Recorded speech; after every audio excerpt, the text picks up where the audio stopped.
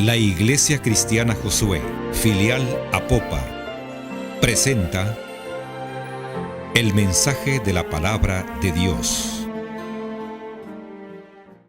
Muy bien, vamos a darle unos minutos a mi hermana Armida para que le salude y también comparta consejos para la pareja. Bienvenida, hermana. Buenas tardes, querido pueblo guerrero. Yo estaba pensando que ustedes, queridos hermanos y hermanas, son unos guerreros y han venido a la batalla. Todos estamos en batalla, pero yo estaba pensando que han venido a la batalla porque esta zona es bastante difícil, pero Dios los ha levantado como guerreros de Él aquí en esta zona. Y me sorprendió tanto lo que leyó mi hermano. Habló justamente de los guerreros, ¿verdad? De los batallones y Yo dije, Señor, qué lindo, ¿verdad? Porque yo estaba sentada ahí pensando en eso. Pero muchas gracias, hermano Yoalmo, por el privilegio. Y realmente creo que las mujeres tenemos un doble privilegio desde los señores, con el perdón de los señores, ¿verdad? Porque ya mi esposo ya carraspeó por ahí, ¿verdad? Realmente dice la palabra de Dios que fuimos creadas, que fue creado el hombre a imagen y semejanza del Señor, pero también a nosotros nos creó a su imagen. Y lo lindo es que practicó primero en los señores para perfeccionarnos a nosotros, ¿verdad? Así que trabajó ahí la práctica, ¿verdad? Y después ya hizo la obra perfecta en nosotros. Y qué bello pensar que nos sacó de las costillas, dice. Sacó a Eva de la costilla de Adán. Platicábamos un día de estos, es un dicho que anda por ahí, que no sacó a Dios, que Dios no sacó a la mujer ni de un huesito de los pies, ni tampoco de un huesito de la cabeza, sino que la sacó de aquí de las costillas, cerquita del corazón, porque ahí es donde debemos de estar amarraditos. Pero solo dos no se puede porque eso se rompe algunas veces, ¿verdad? Pero si tenemos a Cristo como nuestro enlace, cordel de tres cordeles, ¿cómo es? Lazo de tres cordeles, ¿verdad? Pero algo así parecido, no se rompe, sobre todo cuando tenemos a Jesucristo con nosotros. La palabra es bien linda, es bien clara. Dice que el esposo necesitaba ayuda idónea. Por eso les decía yo que tenemos una doble bendición, porque hemos sido creadas para ayudar al esposo.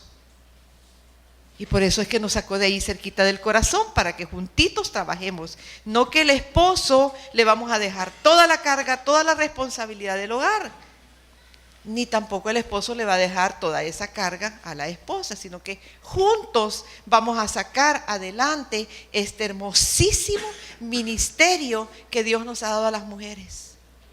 Juntos lo vamos a sacar adelante. ¿Por qué? Porque el esposo es cierto que pone la semillita, pero quien le da vida y luz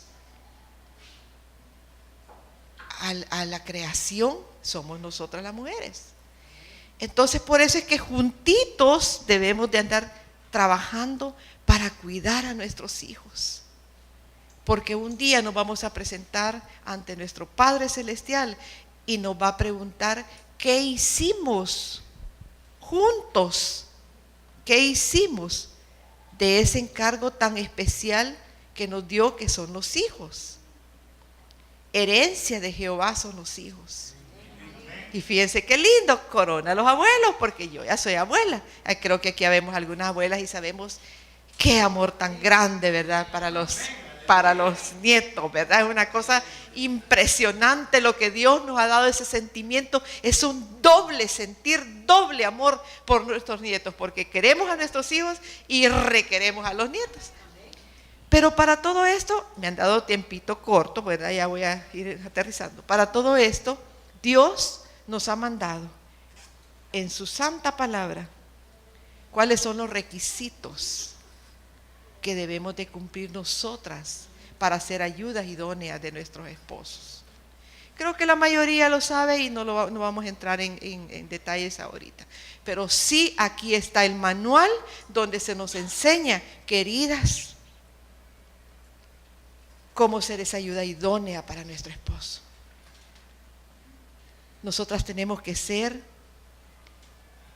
el lugar donde su esposo quiera llegar. ¿Cómo dice mi esposo? El del guerrero, mi amor, ¿cómo se llama? Que tú lo decís a veces, que nosotras debemos de ser la casa del guerrero, el reposo del guerrero. El guerrero es su esposo, queridas hermanas. Su esposo sale todos los días a luchar contra las tentaciones. Sale todos los días a luchar contra cantidad de cosas. Llegan a su oficina o en cualquier lugar donde van. ¿Y qué encuentran? Tentaciones de toda clase. ¿De negocios o de mujeres? ¿Y cómo se quedó la ayuda idónea en casa cuando el esposo se fue? Fíjense que yo, antes de que él se vaya a ir, yo ando alistándome, ¿verdad? Porque ya se va a ir y no quiero que se vaya y vaya, qué linda está la secretaria. Ay, y la mujer que dejó en la casa. Mi esposo dice con la bata toda rota, con ginas, con rulos, con crema en la cara. O a lo mejor no crema, pero es que no se ha lavado la cara. Y a veces no nos bañamos o la boca, etc. Así que nosotros tenemos que ser la ayuda idónea. Queridas, tenemos que cuidarnos. Tenemos que arreglarnos. Es cierto que ustedes, señores esposos, son hijos de Dios y luchan, pero también nosotros tenemos que ayudarlos, ¿verdad? Para que juntos podamos estar tranquilos en nuestro hogar, porque los que sufren son los hijos cuando un matrimonio anda mal. En otra oportunidad, chicas preciosas, vamos a hablar, ¿verdad? Porque yo aprendo de ustedes y ustedes y compartimos aquí. Vamos a hablar cómo ser esa ayuda idónea. Miren, no le prestemos atención cuando el esposito llega algo enojado y que vos aquí, mirá, y que has pasado haciendo todo el día, que no haces nada, que ya no servís para nada. Cuidadito con contestar, calladitas nos vemos más bonitas, y yo soy una de las que me cuesta quedarme callada. Pero, ¿verdad? Ay, Dios mío, ¿verdad? Es una lucha, ¿verdad? Pero realmente debemos de... Aquí hay una cosa que quiero que los señores no lo vayan a tomar a mal, ya se los explico. Debemos de reprender cuando su esposo llegue enojado, llegue gritando o tal vez, esos son los que no son cristianos, ¿verdad? Pero llegue alguien enojado por ahí diciendo que no sirve nada en la casa, etcétera. Dígale, te reprendo, Satanás. Pero no al esposo, sino que al demonio que lo está tocando en ese momento.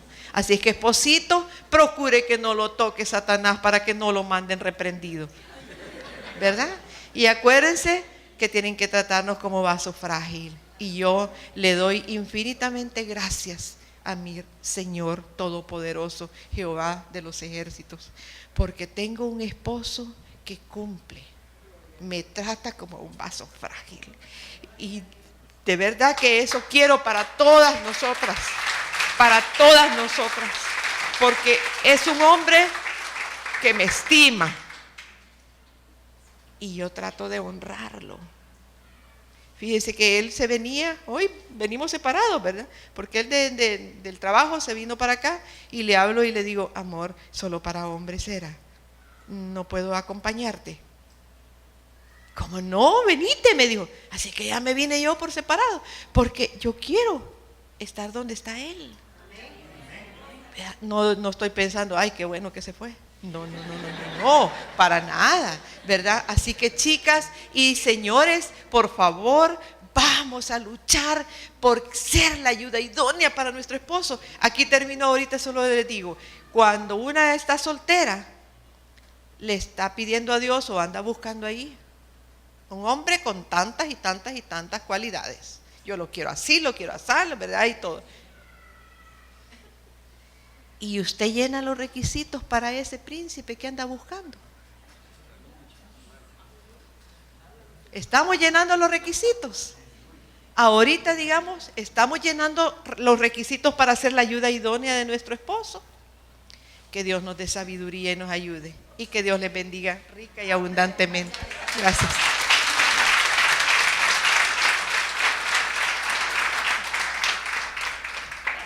Gracias, hermana Armida. Vea qué interesante el consejo. Yo creo que tómenlo muy en cuenta. Yo siempre he pensado que nosotros, cuando llegamos al hogar, llegamos a nuestro oasis, a nuestro refugio. Pero vea qué lamentable que muchas veces el lugar donde debemos nosotros llevar paz y dar paz es donde llegamos a desahogarnos. Muchas de nuestras expresiones, de nuestras reacciones, jamás las tendría con su jefe ni con su subalterno. Sin embargo, algunos de nosotros cuando llegamos a casa, hasta el perrito no hay a dónde meterse. Y la mamá manda a los hijos que se escondan. Y yo creo que esto no debe ser así. Los niños crecen tan rápido y de repente nosotros extrañamos a nuestras criaturas chiquitas. Crecen tan rápido que ya no los podemos chinear. Yo me lamento por mi trabajo. Tuve un trabajo tan intensivo, tan demandante, que un día mi hijo pidió una foto para ver cómo era, para no olvidarme de cómo era yo. Trabajaba con el AID y después con las Naciones Unidas, y es un trabajo exigente. Ahora yo estoy aprovechando a mi nieta, hoy no la suelto yo, el tiempo que tengo. Así es que, amados hermanos, aprovechen. Después lamentamos cuando vemos a los niños tan grandes y ¿sabe una cosa? Lo que ocurre en nuestra sociedad es producto de una mala comunicación de los padres con los hijos. Muchos, porque no, el hecho de estar en el hogar no implica que hay comunicación. Algunas veces llega el esposo, agarra el periódico, luego la televisión, y los niños dando vuelta alrededor queriendo comunicarse con sus papás. Démosle tiempo a la esposa y demos tiempo a los hijos. Gracias, hermana Armida. Vamos a darle el tiempo al hermano Lousel. Yo sé que el Señor tiene algo grande para nosotros en esta noche. Lo hemos estado anunciando. Y yo en lo particular sé que el Señor lo va a usar en esta noche. Es un hombre de Dios.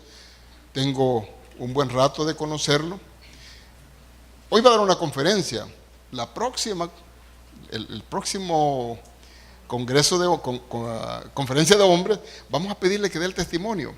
Tiene un testimonio tan lindo que creo que vale la pena que nosotros lo conozcamos también. Así que, bienvenido, hermano Mauricio. El hermano Mauricio es un hombre realmente entregado al Señor. Ahí lo vemos con la fraternidad de hombres de ministerio del Evangelio completo. En la iglesia José también comprometido con la obra. Así es que, y lo vamos a comprometer mucho aquí en la obra de Apopa. Bienvenido a tu casa, Mauricio.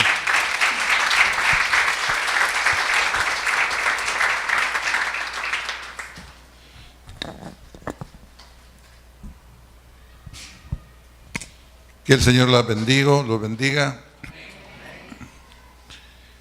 Ya ven la antesala que tuve, ¿verdad? Yo traigo pregonero, adelante. Pero realmente sí, no saben ustedes lo maravilloso que es tener una buena esposa para los hombres. Y yo estoy seguro que todas las que están aquí son buenas esposas. Porque es un mandato de Dios a fin de cuentas. El matrimonio, para empezar, no fue creado por los hombres, fue creado por Dios mismo. De tal manera que es una institución que por su creación, su originalidad, es de por sí santa. Y ahora vamos a hablar del papel del hombre en el hogar. Y aunque veo que hay muchas damas, qué bueno que haya. Porque no va a haber necesidad de que el hombre le llegue contando, fíjate que aprendí esto. sino que ustedes van a decirle a él, qué bueno lo que aprendiste. Pero yo también las insto a que tomen nota de lo que dijo mi esposa. Un matrimonio es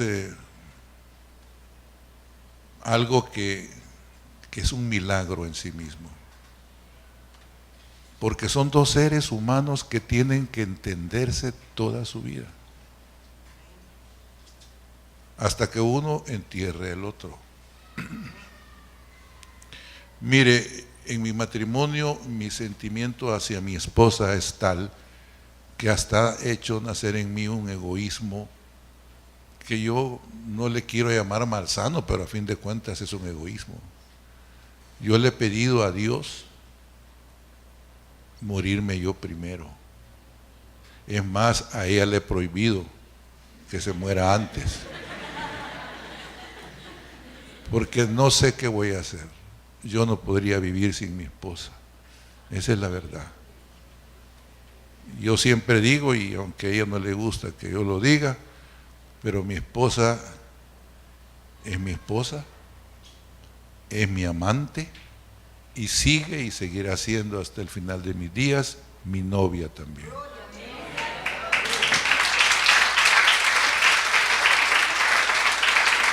Vamos a abrir la Biblia en Primera de Pedro, capítulo 2, versículo 9.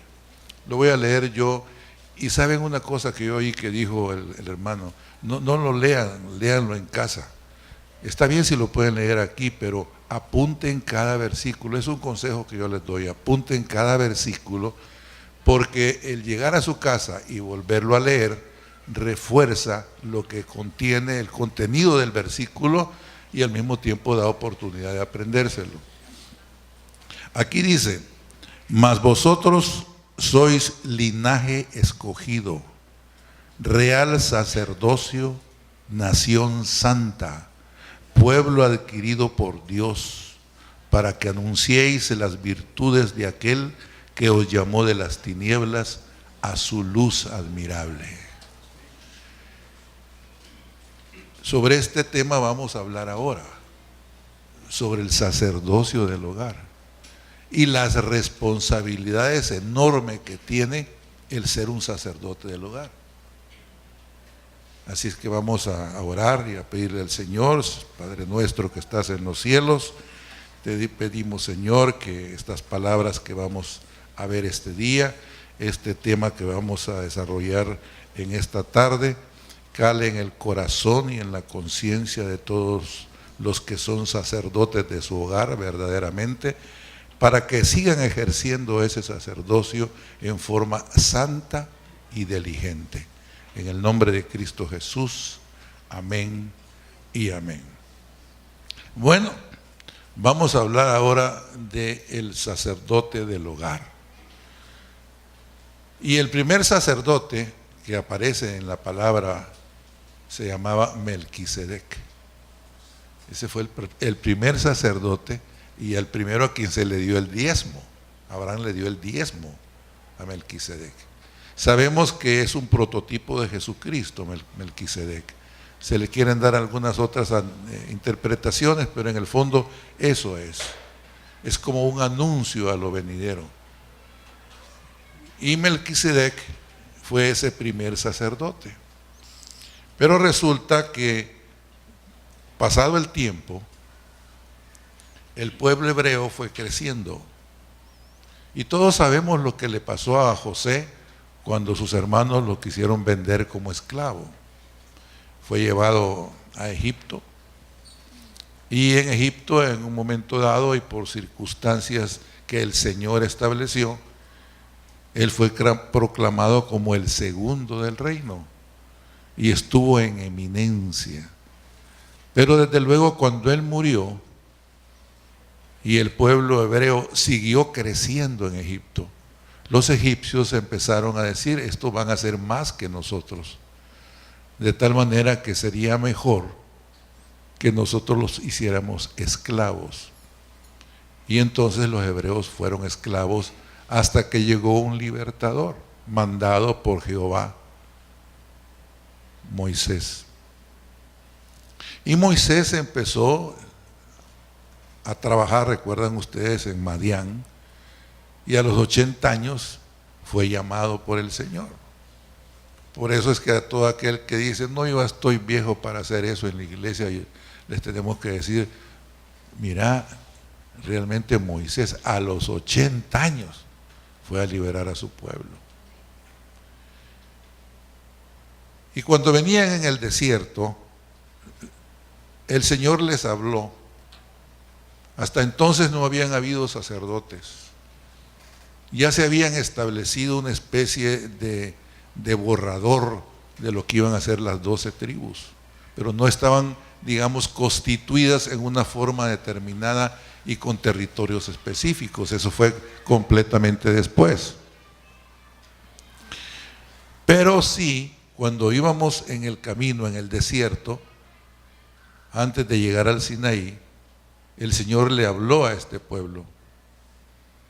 Y entonces pronunció estas palabras que Moisés tradujo y que dicen así: ahora pues, esto está en Éxodo 19, 5, 6. Éxodo 19, 5, 6. Y dice: ahora pues, si diereis oído a mi voz y guardareis mi pacto, vosotros seréis mi especial tesoro sobre todos los pueblos, porque mía es toda la tierra, y vosotros me seréis un reino de sacerdotes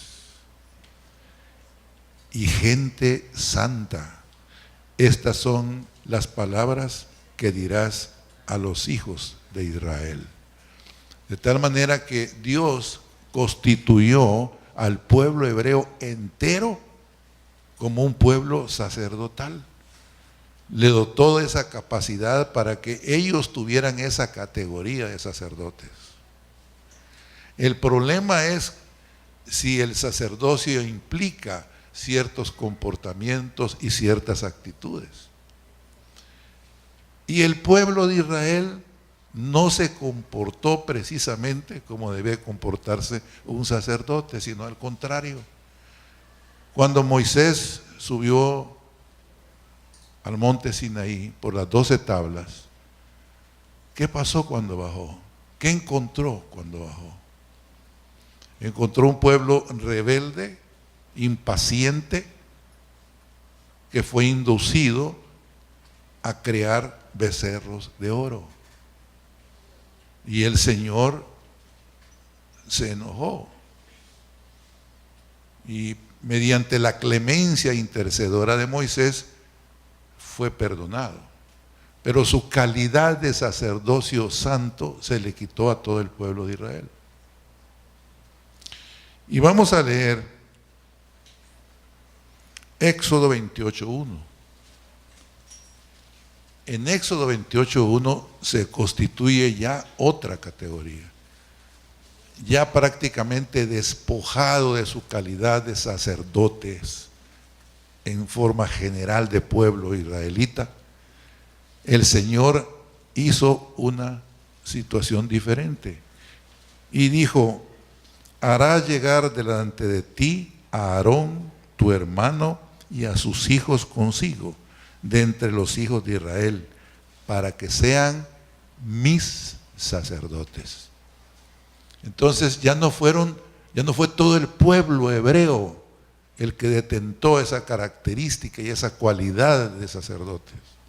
Ya solo fue una tribu nada más, una de las 12 tribus de Israel, la tribu de Leví, los levíticos. A partir de ese momento, solo la tribu de Israel podía actuar como sacerdote de todo el pueblo hebreo.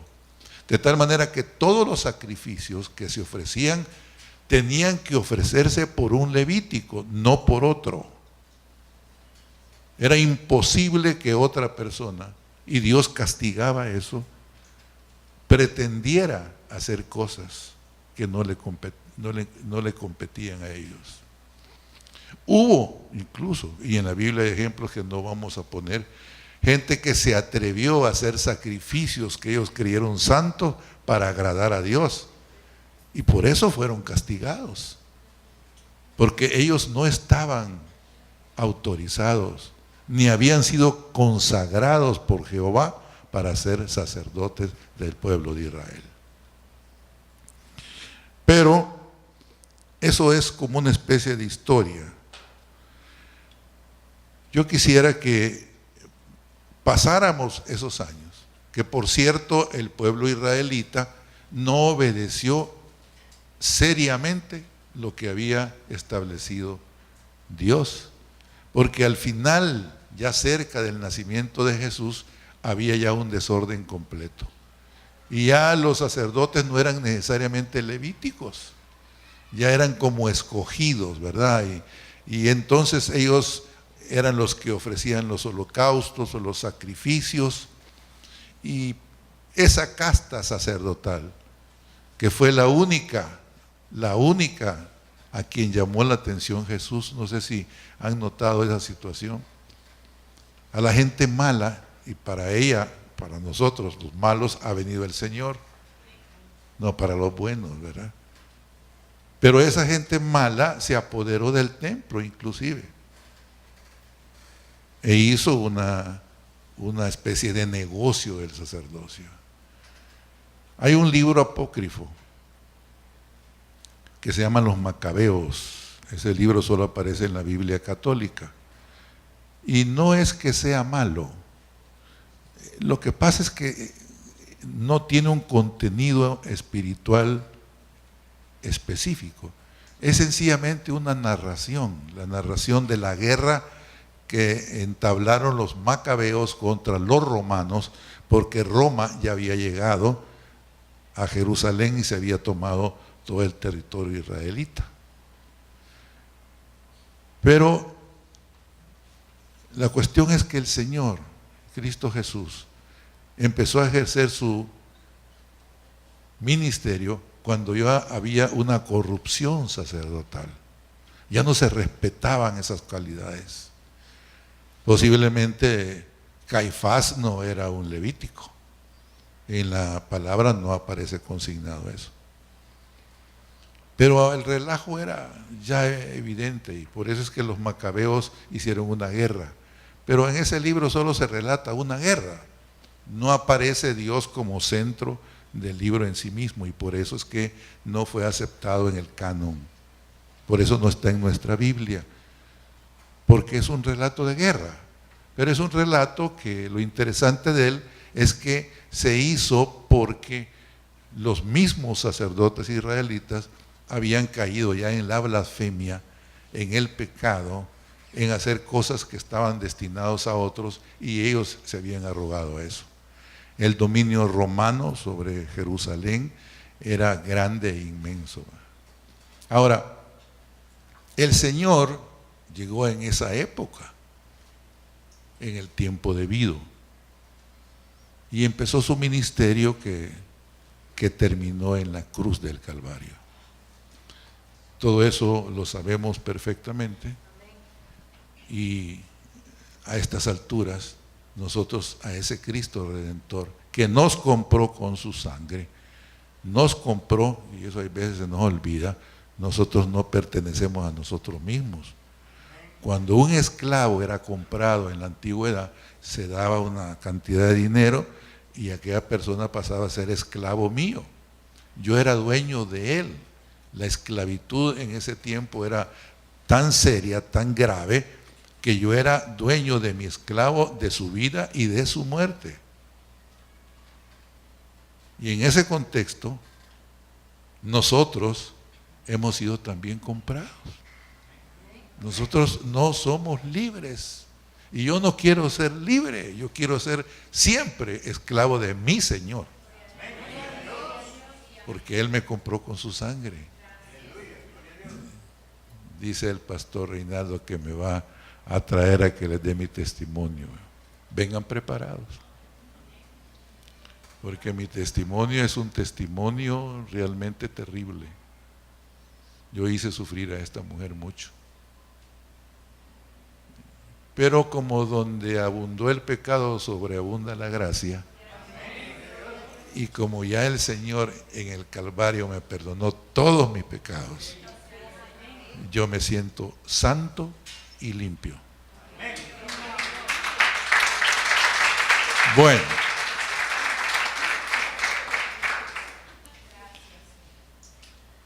pero ¿qué pasó con relación a la temática nuestra sobre el sacerdocio? ¿Qué tiene que ver Jesucristo en esto? Cuando Él estaba en la cruz del Calvario, sufriendo todo lo que sufrió, y murió en el momento posterior a que dijo, todo está consumado, entonces murió. ¿Y qué es lo que pasó en el momento de su muerte? Pongamos atención a lo que voy a decir. Si quieren, nos vamos a ir al versículo 44 y 45 del capítulo 23 de Lucas.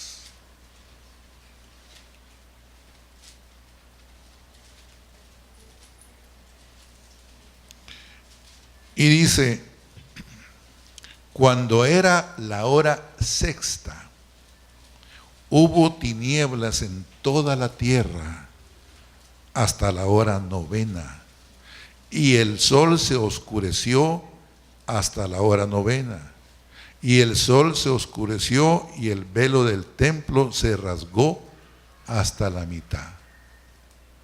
Ojo, el velo del templo se rasgó hasta la mitad. En los templos, en las sinagogas, no, en el templo. Una cosa son las sinagogas y otra el templo. El templo solo es uno. Estaba en Jerusalén y fue destruido por los asirios cuando se tomaron todo el territorio israelita.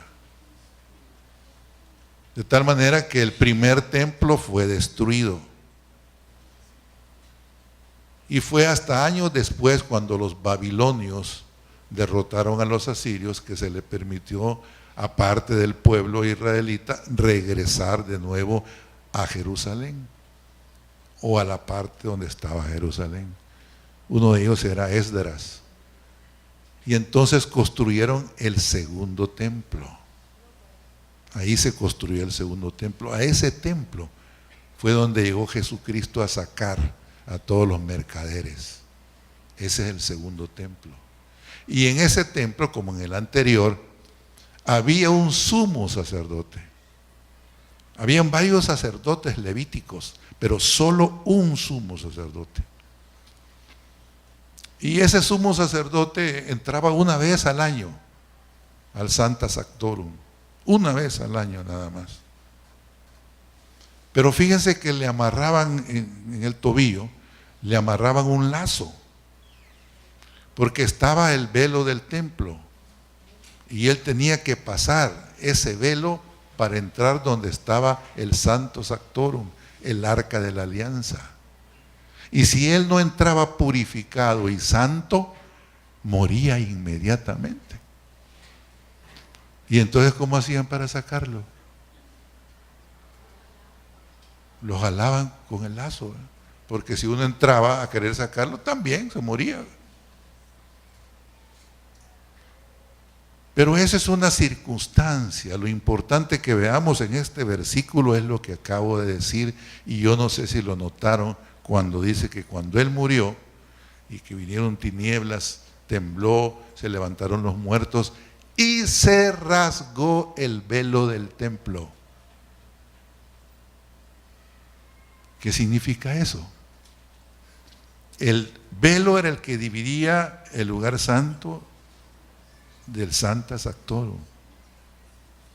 Y ese velo ya no existió desde entonces, se rasgó en el momento en que Cristo Jesús murió y expiró. En ese momento, ese velo sagrado se rompió. Y eso tiene un simbolismo. ¿Y cuál es el simbolismo que tiene? Que ya no necesitamos sumos sacerdotes a los cuales les amarren lazos en los pies. Porque desde el momento en que Cristo expiró, solo existe y existirá siempre un solo sacerdote, Cristo Jesús.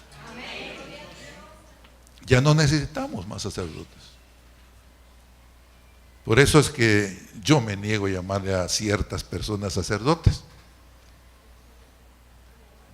Porque ya tenemos un único sacerdote que tiene todas las cualidades del mundo. De tal manera que no necesitamos tener otro sumo sacerdote. Pero el Señor estableció que nosotros somos un pueblo santo. Por lo tanto, nos nombró también a nosotros sacerdotes, no sumos sacerdotes, ¿verdad? Sacerdotes. ¿De alguna iglesia? No, de nuestro hogar. El varón se convierte en un sacerdote en su hogar. Y la palabra dice que la cabeza de la mujer es el hombre y la cabeza del hombre es Cristo Jesús.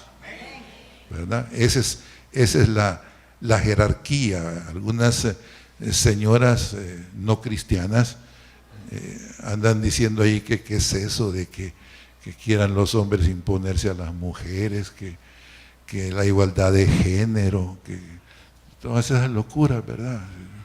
Que andan hablando ahí, ¿verdad? La mujer es diferente del hombre, punto. ¿Y por qué? Porque así lo hizo Dios y así lo quiere Dios. Cada quien tiene su posición. Algunos hombres creen que con este dominio que Dios les ha concedido sobre la mujer, tienen derecho a hacer de la mujer lo que quieran.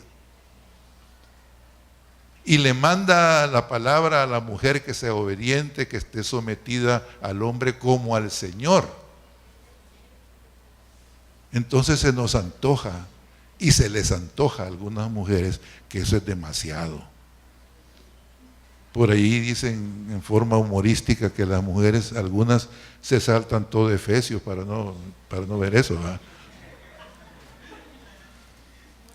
Pero lo que no han notado es algo que es importante que los hombres ahora lo entiendan.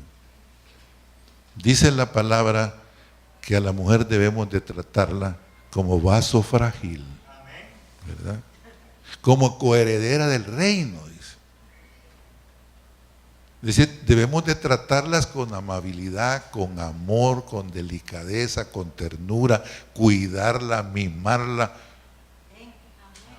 ¿Y por qué? Puede decir un hombre. En la palabra dice, para que vuestras oraciones no tengan estorbo. ¡Wow! ¿Saben lo que significa eso, hombres? Que si usted maltrata de obra o de palabra, porque hay algunos cristianos que no han venido ahora,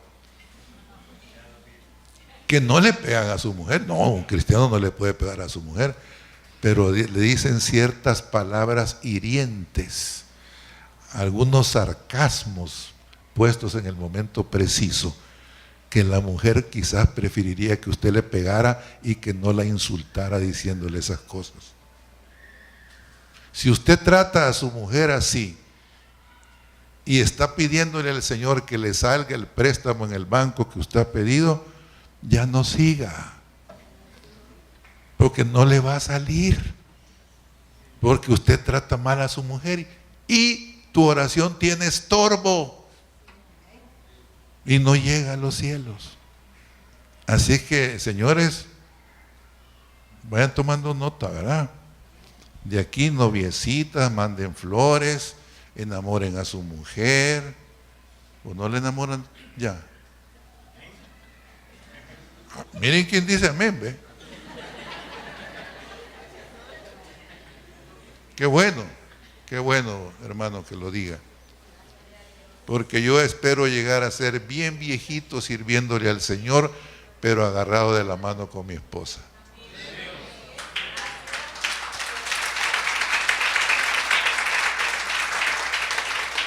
Ahora, nosotros como sacerdotes del hogar, tal vez nos llenamos de mucho orgullo cuando decimos, aquí el jefe soy yo. Sí, es cierto, usted es el jefe. ¿Y quién le ha dicho que los jefes no tienen responsabilidades mayores todavía? Aquí la cultura salvadoreña cree que el que es jefe tiene derecho a tener el mejor escritorio, una oficina con aire acondicionado, una secretaria bonita y elegante, y además que debe trabajar menos que los demás. Y eso no es cierto. Eso no es cierto. Yo antes de llegar al Señor, porque yo quiero decirles, no por que quiera presumir, antes de llegar al Señor, yo empecé a construir una serie de empresas que me han dado resultado. Yo puedo decirles que soy un hombre próspero, pero el Señor quiere que seamos prósperos. Amado, yo deseo que seas prosperado en todo, en tu salud, viene la condición, así como prospera tu alma. Porque si no prospera tu alma, todo lo demás tampoco te lo voy a prosperar, ¿verdad? Pero yo, gracias al Señor, ahora ya de mis empresas, ya mis hijos se encargan. Ya no tengo yo nada que ver con mis empresas, solo cobrar, ¿verdad? Eso sí. ¿Y saben por qué tomé esa decisión? Y aquí está mi esposa. Porque quiero servirle más a mi Señor. Y lo digo, hay veces que me preocupo, ¿verdad? Cuando una empresa me hacen un reporte que no anda bien, me preocupo un poco, pero yo sé que si yo cuido los negocios del Señor, Él va a cuidar de los míos, ¿verdad? Bueno, entonces empecemos. ¿Cuáles son las características y los deberes del sacerdote del hogar? En primer lugar, tiene que ser protector. Protector física, emocional y espiritualmente. Y no es fácil. No es fácil. Y yo no voy a referirme a la protección física, que en este momento parece que agarra una especie de relieve especial por la ola de criminalidad que hay en todo el país. Porque a fin de cuentas, ¿qué podemos hacer físicamente si nos atacan? Pedirle al Señor nada más, ¿verdad? Pedirle que nos cubra con su... Eso no quiere decir, y yo quiero dejar bien claro esto, hay muchos que dicen, no, yo me voy a enfrentar al peligro temerariamente, y eso no le gusta al Señor. Temerariamente, es decir, no toman prudentes medidas. Y eso no le gusta al Señor, porque Él dice que el sol nace todos los días para buenos y para malos. Así es que evitemos esos peligros y corregir a nuestros hijos, incluso señalarle a nuestra esposa, que hay veces que en su celo se toman algunas actitudes de temeridad, y mi esposa me está viendo así riéndose un poquito, porque hay veces que ella, por cumplir con su trabajo para el Señor, se expone demasiado. Y no está bien. Yo quiero que ella trabaje para el Señor todo lo que quiera, pero sin exponerse.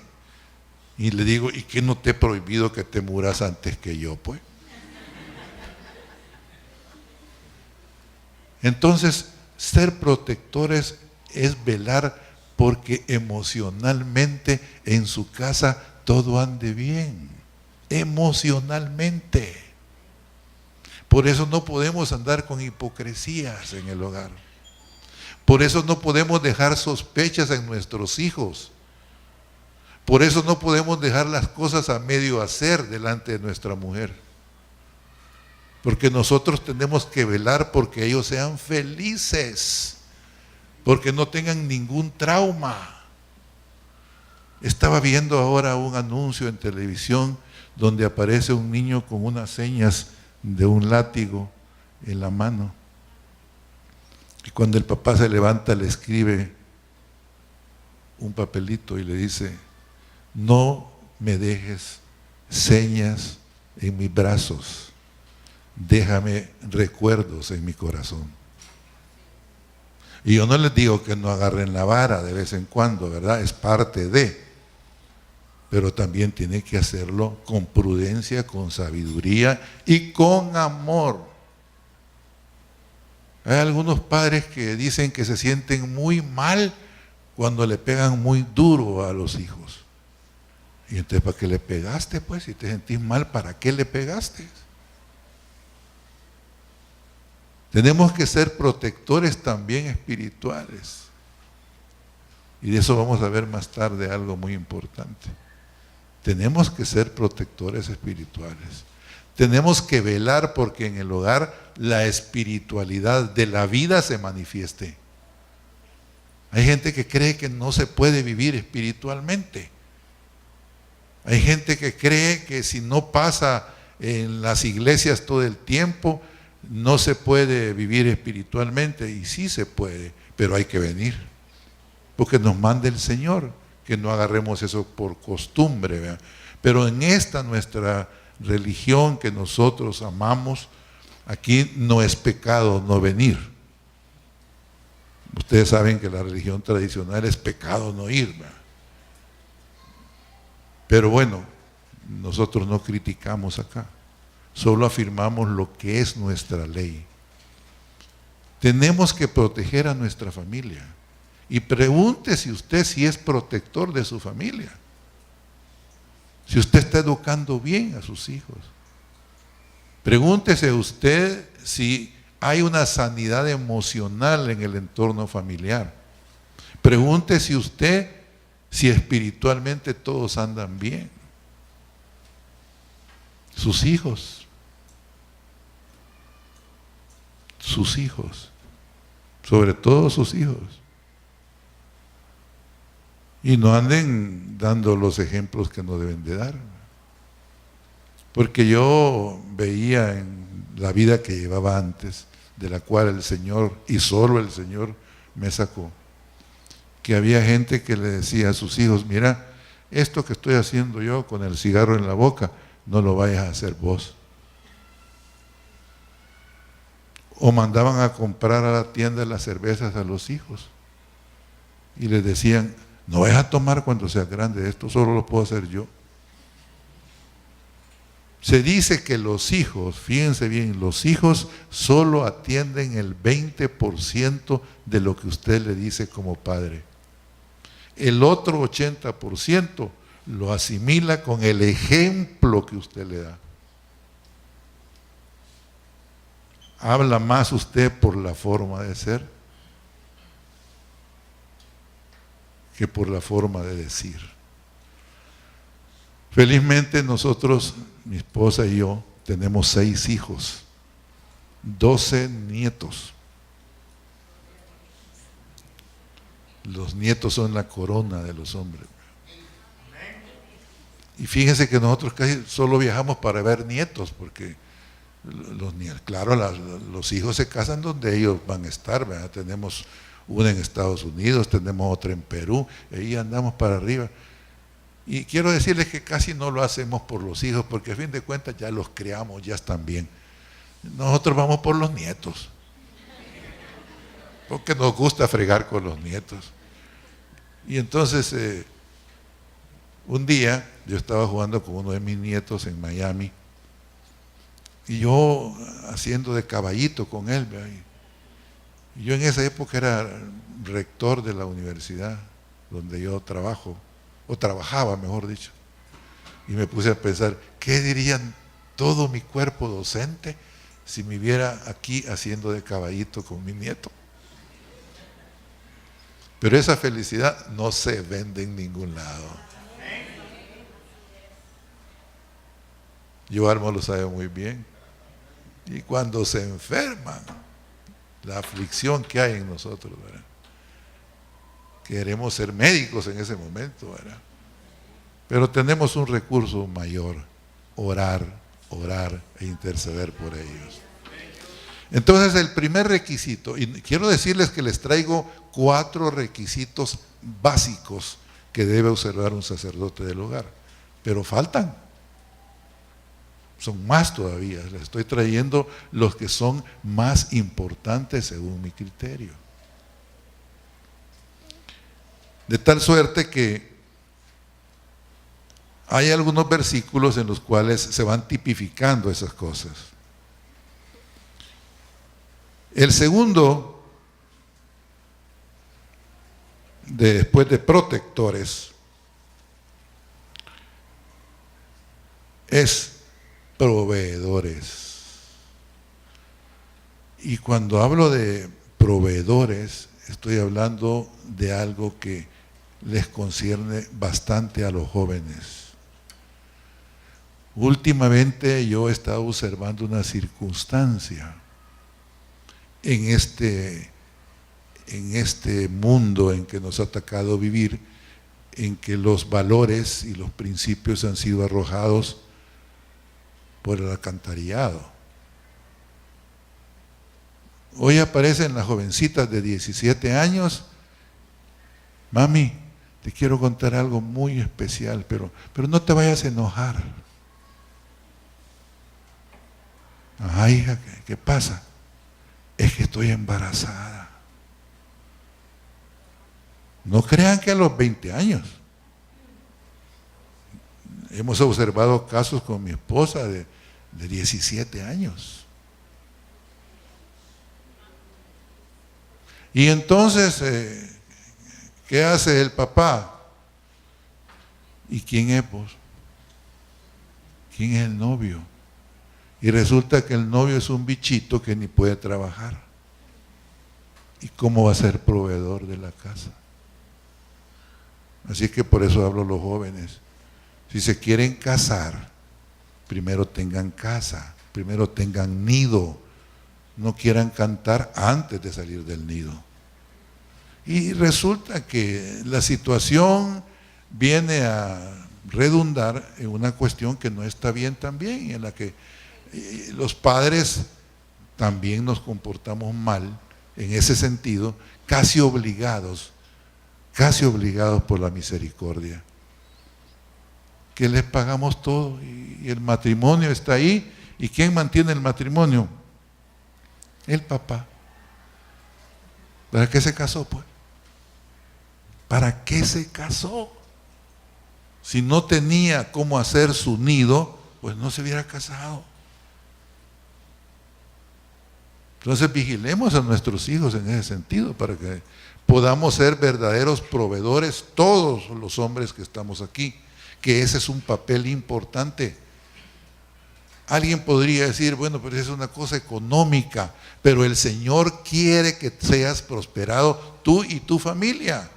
Además, Él establece, porque si alguno no provee para los suyos y mayormente para los de su casa, ha negado la fe y es peor que un incrédulo. Es la obligación nuestra proveer de todo en el hogar. Pero es que no me alcanza para tantos hijos. ¿Y para qué tuviste tantos, pues? Es una obligación proveer en el hogar. Hay algo que quiero hacer de reflexión. Desde que me casé con mi esposa, yo le pedí a ella que no trabajara. Trabaja, pero para el Señor. Y trabaja duro para el Señor. Pero, ¿cómo vamos a querer una juventud con principios y valores si la mujer tiene que ir a ayudar al hombre trabajando también ella? Lo ideal, lo perfecto, lo que manda el Señor es que el hombre trabaje para proveer y la mujer cuide el hogar y los hijos. En la tradición judía, y nosotros tuvimos con mi esposa la oportunidad de verlo, la mujer tiene la autoridad sobre el hijo, hembra o varón. Y cuando cumple 12 años, hay una ceremonia, nosotros la vimos en el Muro de los Lamentos en Jerusalén, cuando la mujer le entrega el hijo al padre. Y casi podría decir que se lo entrega diciendo, vaya, aquí está tu hijo, bien formado, educado, sabio, tranquilo, que va a hacerte feliz en los últimos días de tu vida. Pero ahora el consumismo, el querer comprar de todo, hasta lo que no necesitamos. Tenemos 25 camisas, pero queremos tener 35. Hay veces que tenemos un carro que nos lleva bien para arriba y para abajo, pero el vecino ha comprado un carro último modelo y empieza la envidia, ¿verdad? Enjaranarnos para comprar el carro. Y entonces, mira, hija, ya no me alcanza, así es que venite a trabajar y me ayudas. Eso no puede ser así, no debe ser así. Fíjense que si eso, palabra de Dios, todo esto, hubiera sido observado, El Salvador no tendría los problemas que tienen. ¿Por qué? Porque la madre y el padre no estuvieron ahí para corregir al hijo. Porque se fueron a los Estados Unidos, según ellos, buscando el sueño americano, que en definitiva, y se los puedo garantizar, es la pesadilla americana. Y los hijos se pierden aquí, ya saben ustedes cómo. ¿Por qué? Porque no se aceptó en su completa dimensión este mandamiento de Dios, que el hombre debe ser el proveedor de su casa. Vamos a ir un poco más rápido porque se nos está haciendo tarde. Hay un papel que es muy serio. Y yo les invito a los hombres a que mediten sobre esto, porque es sumamente importante. Dice la palabra de Dios: nunca se apartará de tu boca este libro de la ley, sino que de día y de noche meditarás en él, para que guardes y hagas como en él está escrito, porque entonces harás prosperar tu camino y todo te saldrá bien. Fíjense que yo les podría decir, les conviene leer la palabra, caballeros, les conviene para que todo les salga bien. Porque el Señor es condicionante en algunas de sus promesas. Hay gente que cree, no, el Señor es toda misericordia y no castiga. Sí castiga. Perdonen, pero sí castiga. O por lo menos no ayuda a aquel que no lo obedece. Leemos la palabra, la estudiamos todos los días, la leemos noche y día y meditamos sobre ella. Aquí dice la palabra. Y estas palabras que yo te mando hoy estarán sobre tu corazón y las repetirás a tus hijos y hablarás de ellas estando en tu casa y andando por el camino y al acostarte y cuando te levantes. Deuteronomio 6:7. Yo quiero destacar lo que dice aquí. Y las repetirás a tus hijos. ¿Y cómo va a repetir algo que no ha aprendido? ¿Y cómo le va a enseñar algo que no ha leído? Entonces yo puedo decirles a ustedes, varones, esta tarde, esta noche, que leer la Biblia es un deber cristiano que trae bendición. Y que no leerla significa que las cosas no les van a salir como ustedes quieren que salga. Hay veces que nosotros solo agarramos aquellas partes de la Biblia donde habla el Señor de misericordia, de amor, y estas como que no les prestamos mucha atención, ¿verdad? Tal vez subconscientemente. No, esta me la salto porque sí, yo leo la Biblia. Medite sobre ella, dice la palabra. No solo la lea, medite sobre ella. Mire lo que dice Proverbios 22:6. Instruye al niño en su camino y aun cuando fuere viejo no se apartará de él. ¿Lo instruye a usted? Y no estoy diciendo de que lo instruya en una forma ligera, sino que profunda. Fíjense que Lamentablemente hay deportes que se practican ahora que se han vuelto idolatría. Hay por ahí un familiar, 2 familiares o 3 familiares míos que yo los regaño, pero se saben, yo me burlo de ellos, ¿verdad? Porque hablan del Real Madrid, del Barcelona, pero hay uno de ellos, mi hermano más pequeño, que ya no está tan pequeño pues, pero yo le digo por fregarlo, yo sé que vos sabés quién es la que le cocina los frijoles al mejor delantero del Real Madrid, pero no sabés lo que dice Juan 3:3. ¿Es cierto? ¿Pasa eso o no es cierto? Por ahí vi un rótulo bien bonito que decía: apaga el fútbol y abre tu mente. Porque hay gente que ahora lo único que hace es ver fútbol todo el día. Hay unas cosas que están pasando en la vida moderna que debemos de tener cuidado. Hay algunos enfermos de telefonitis aguda. Ahí andan con el...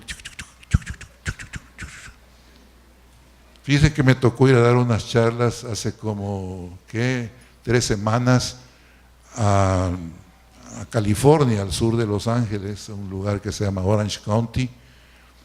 Y cuando ya venía de regreso en el aeropuerto, no es una ciudad muy grande, pero en el avión que yo iba a venir habían 18 personas sentadas. La única persona que no estaba haciéndole así era yo. Y digo, ¿y con quién platico pues? Dicen por ahí que hay veces que se sientan los novios, ¿verdad? No como en mi tiempo, ¿verdad?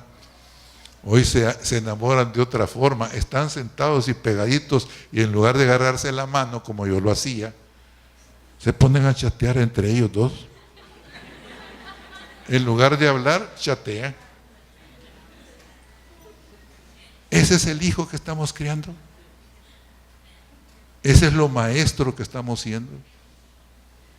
Esa es la protección que le estamos dando a nuestros hijos, a nuestra casa, a nuestro hogar. Fíjense que yo no tengo teléfono. Yo no uso teléfono celular. Y aquí está mi esposa, es testigo. Y algunos amigos me dicen, mira, ¿y cómo haces? Y yo les digo, ¿y cómo hacías hace 25 años? Pues? Hace 20 años, algo así, no había celulares. Pues. Y entonces nos moríamos por eso. No, hoy sí se mueren porque van chateando y manejando. Y nosotros tenemos la suficiente autoridad nacida del fundamento de toda enseñanza que es la palabra de Dios, como para regañar, como para advertirle a nuestros hijos con autoridad que deben de usar las cosas sin volverse adictos, porque hay algunos que ya son adictos al televisor. Y esta mañana, en un reportaje creo que en CNN, decía una persona, si yo estoy comiendo y no tengo el teléfono celular a la par, se me quita el hambre. Y le pregunta a usted, ¿y usted conoce la Biblia? ¿Y eso qué es? Pero se conocen todas las cosas que puedan aparecer en un teléfono celular o en una tablet. Es parte de la educación. Enseñar la palabra de Dios es una obligación del sacerdote del hogar, que es usted, varón. Así es que levántese temprano a leer la palabra de Dios, o acuéstese tarde, o léala todo el día, como pasa diciendo aquí. ¿Saben qué es lo más maravilloso que existe en una persona que tiene el privilegio de pararse aquí a predicar? Que para preparar su prédica tiene que leer y profundizar en la palabra de Dios, porque si no, no puede. La bendición más grande que recibe un predicador es que precisamente su prédica le obliga a leer la Biblia y conocerla. Pero es más importante su labor como sacerdote del hogar. Así es que lea la Biblia, amigo. ¿Sí? ¿No? A mí no me gusta decir, párense los que van a leer a partir de ahora la Biblia, porque paran todos y mañana no la leen. Así que, ¿para qué, verdad? Mejor dejamos las cosas así tranquilas y nos vamos a la última parte, el último requisito para ser sacerdote del hogar. Dijimos que era defensor, protector, ¿verdad? Dijimos que era proveedor, dijimos que era maestro, y un cuarto, muy importante, es intercesor. Es el máximo intercesor que tiene toda la familia. El primero que debe de hincarse cuando un nieto, cuando un hijo, o cuando un familiar, o cuando alguien querido esté enfermo, el primero que debe de hincarse, el primero que debe de humillarse, el primero que debe de clamar, es el padre de familia, es el sacerdote del hogar. Para eso se llama así, para que interceda. ¿Será que su oración es más oída que Dios? Yo quiero creer esta tarde que sí, después de leer todo lo que he tenido que leer para descubrir qué es un sacerdote del hogar. Porque su palabra, su autoridad es más grande, por cuanto su responsabilidad también es más grande. No puede darle privilegios nadie si no le da responsabilidades. Y si usted no cumple los privilegios, ¿qué pasa en una empresa? Claro que le quitan las responsabilidades, pero le dicen también adiós. El sacerdote del hogar tiene privilegios, pero también tiene obligaciones que cumplir necesaria y obligatoriamente. En Efesios 6:18 dice, orando en todo tiempo con toda oración y súplica, y velando en ello con toda perseverancia y súplica para todos los santos. ¿Saben ustedes que ustedes son santos? Y no santos por su comportamiento, santos porque ya el Señor los santificó en la cruz del Calvario. Y si Él nos santificó, tenemos que caminar por los caminos que Él caminó. Imitadme a mí que soy manso de corazón, dice. Así es que yo quiero dejarles, hermanos, esta noche, esta tarde, un mensaje de responsabilidad y de bendición. Porque hay una bendición enorme en tener una esposa y tener hijos.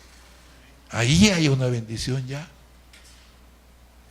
Yo a los jóvenes que les he hablado ahora, quizás con un poco de énfasis, les digo, sí, pídanle a Dios una esposa que tenga a Dios sobre todo como su principal objetivo en su vida. No se unan a yugo desigual, que eso a la larga trae siempre problemas que les van a afectar mucho. Vamos a orar ahora. Padre Santo que estás en los cielos, venimos a ti, Señor, esta noche. Esta noche hemos aprendido, Padre, que como sacerdotes del hogar, los varones, tenemos responsabilidades santas que cumplir. Danos, Señor, la sabiduría, la voluntad, el deseo, la determinación para volvernos buenos proveedores en el hogar, para saber corregir y proteger. Pero sobre todo, Padre eterno, enséñanos a ser maestros de nuestros hijos. Que seamos un ejemplo, no por el decir, sino por el hacer. Gracias, Padre, te damos porque estamos en una familia cristiana que adora al Dios verdadero y porque estamos en una iglesia santa donde el principal protagonista es Cristo Jesús, nuestro Señor. En el nombre de quien hemos orado. Amén y amén. Que Dios los bendiga a todos. Muchas gracias, hermano Mauricio. Agradecemos a Dios por el privilegio y la oportunidad que nos ha dado de tenerlo con nosotros. La Iglesia Cristiana Josué Filial Apopa presentó el mensaje de la palabra de Dios.